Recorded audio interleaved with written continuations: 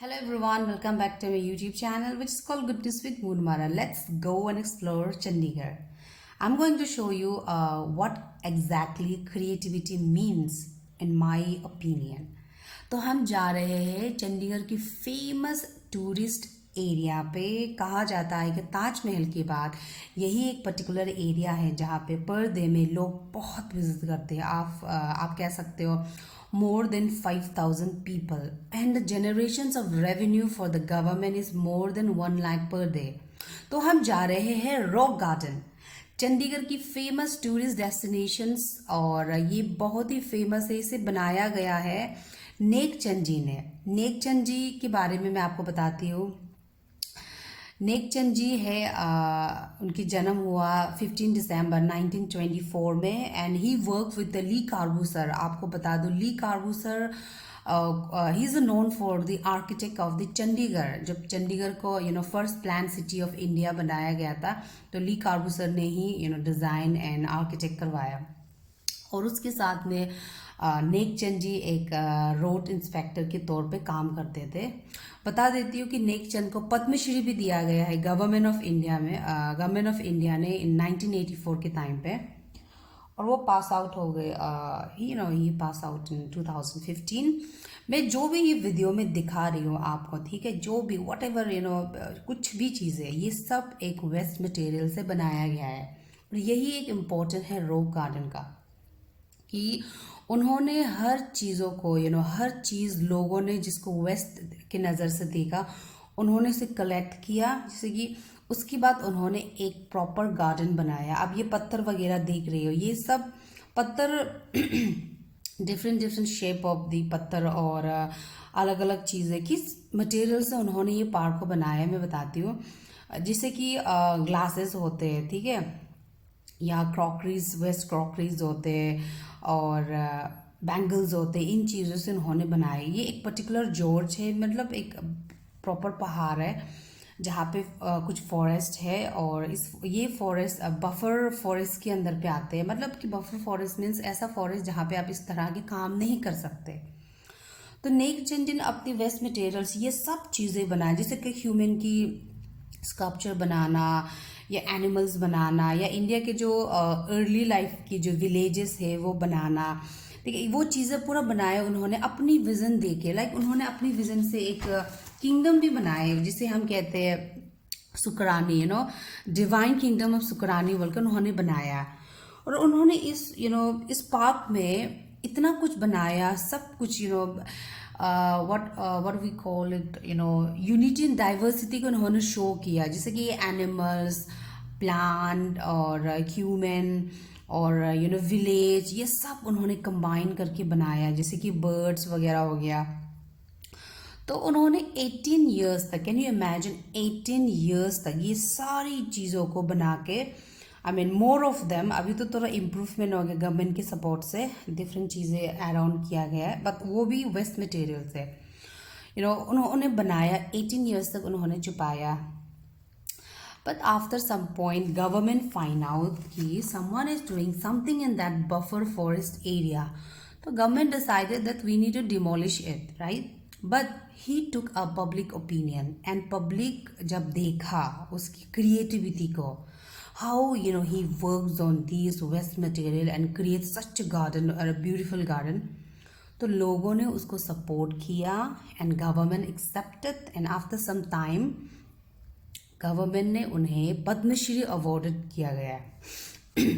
तो मैं नेकचंद जी की ये पार्क पे क्यों लेके आई, पहला प्रोजेक्ट क्यों नेकचंद जी की पार्क में ही थे, ठीक है, मैंने क्यों चूज़ किया इसे, बिकॉज फॉर मी ये गार्डन हमें बहुत कुछ सिखाता है, एज अ यूथ और as a citizen of India बहुत कुछ सिखाता है। आप देख सकते हो नेकचंद जी ने अपनी वक्त में किस तरह से 3R को प्रॉपरली यूज़ किया है। 3R मीन्स रिड्यूस, रीयूज और रिसाइकल को। आप जानते हो कि UN आज हर एक कंट्री को बोल रहा है कि please use that sustainability in any resources you are creating, right।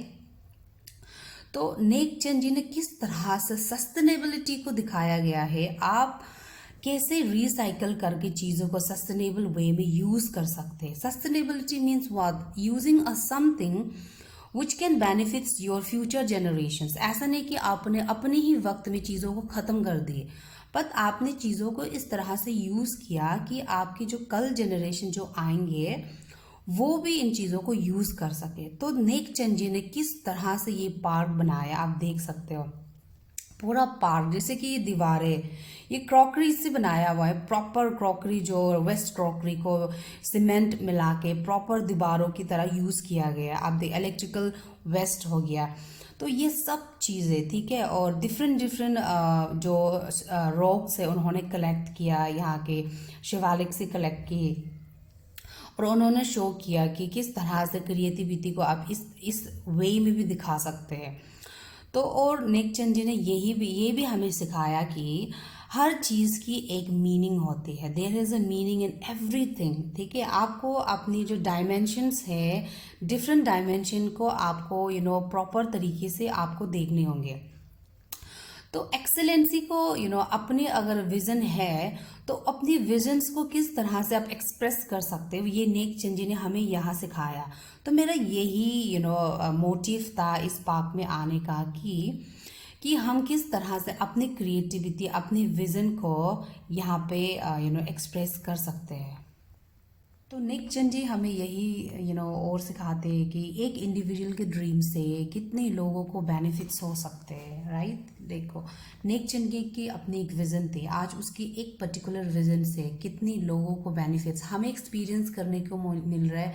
Artistic की एक्चुअल वैल्यू और गवर्नमेंट को रेवेन्यू जनरेट करने को मौका मिल रहा है। तो अगर आपके अंदर में ऐसे कुछ आइडियाज़ हैं, प्लीज़ अपनी आइडियाज़ को एक्सप्रेस कीजिए और डू इट विद एक्सीलेंसी। और वक्त लगेगा पर भी प्लीज़ आप अपनी जो आर्टिस्टिक लाइफ है उसे प्लीज़ एक्सप्रेस कीजिए और दिखाइए कि गवर्नमेंट या कोई भी अगर आपको लगता है कि आपकी जो आर्ट है, आपकी जो क्रिएटिविटी है वो इट्स नॉट हार्मिंग एनीवन और वो कहीं ना कहीं किसी ना किसी को कभी ना कभी बेनिफिट्स देंगे, तो प्लीज़ आप उसको कंटिन्यू रखें और इस तरह के जो आइडियाज़ है उसे कोशिश करें कि अडॉप्ट करें। क्योंकि ये आइडिया जैसे कि नेक चंद जी की recycling ideas is not harming anyone but it is benefiting us. Even हमारे अर्थ को भी कितनी ज़रूरत है रिसाइकलिंग की। तो नेक चंद जी ने हमें यही सिखाया है कि आर्ट एंड क्रिएटिविटी से कैसे हम रिसाइकलिंग अपनी चीज़ों को यूटिलाइज कर सकते हैं और सस्टेनेबिलिटी को कैसे हम आगे बढ़ा सकते हैं। तो मेरी मोटिव यही था कि let's do with everything with sustainable and tree art को पर्टिकुलरली बेस्ट वे में यूज़ करें। तो नेक चंद जी का यही चीज़ था जो मुझे मेरी पहली प्रोजेक्ट को रॉक गार्डन को ही चूज़ करने के लिए मुझे motivate kiya. So thank you so much and please watch my video like this kind of video I'm going to give you all on always and इस तरह के knowledgeable और इस तरह के awareness वाले वीडियो मैं अपनी ये आउटिंग वाली वीडियो पे आपको दिखाऊंगी। एंड दूसरा वीडियो आपको पता है कि static portion which is related to your bookish knowledge and the other video will be like this kind of video like outing video, किसी की क्रिएटिविटी को शो करने का जो वीडियो है वो मेरे आउटिंग वाली वीडियो पे आएंगे।